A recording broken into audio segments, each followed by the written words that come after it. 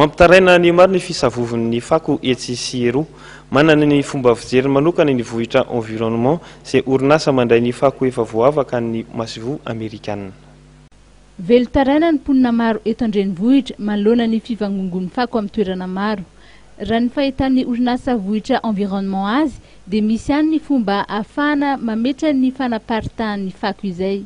Fomba ray zany afaka merana paritahan'ny fako ray aloha zany tokony hoe manaja ny lalàna ny hoe ampifiry ora ny fanarinan'ny fako dia ny anankiray indray hoe rehefa ity ny toerana fanarim-pako dia tena eo marina no atao fa tsy ariana nary 10 metatra aloha na 10 metatra aorianan'ny toerana.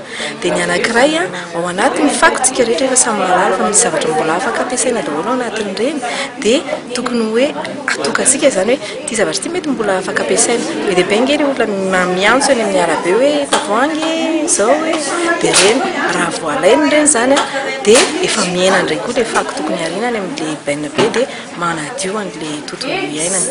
Dia ray aloha zany manaja ny zavatra efa misy eto amintsika dia fa ray voalohany responsabilité any tsirairay aby izay zavatra izay dia izay zany efa ray tokony mampadio ny tontolo iainana. Rasaivina dia ny eny Andralanitra no fanatobiana ny fako n'Antananarivo.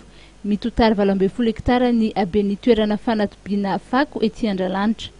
Tamin'ny taona 1970 sy 1990 no nanomboka ny fanatobiana fako teto amin'ity toerana ity ary 12 hektara ny velaran-tany tamin'izany fa voatery nitarina izany tetsy aoriana.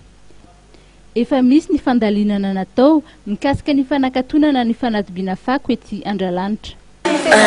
Andralanitra zany tsy zany manome sosokevitra fa misy étude vita amin'izy io efa hoe akatony izy io efa hoe le olona rehetra miaina anatin'ilay Andralanitra io efa misy programme an'asa bebe vita efa mipetraka daholo efa nampianarina le olona andray hoe mianatra asa hafa zay vonona efa vita daholo izany lamina zany fa ny zavatra iray tsy mbola vita dia hoe rehefa mikatona Andralanitra dia makaiza ilay toerana manaraka izay ny olona rehetra ny amin'ilay mponina tokony ametrahana ilay toerana tsisy manaiky dia eo no mampijanona an'ilay olana zany fa raha ny tena izy zany izay toerana solon'Andralanitra zany tsy ohatra n'Andralanitra hoe fanariam-pako fotsiny fa fikarakarana fako dia nefany izy toerana io zany efa hita ilay izy fa ilay olona mponina eny no tsy mety.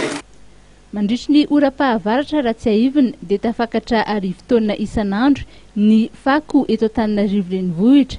Rehefa maintany kosa tafidina eo amin'ny 500 na 900 taonina isan'andro eo izany.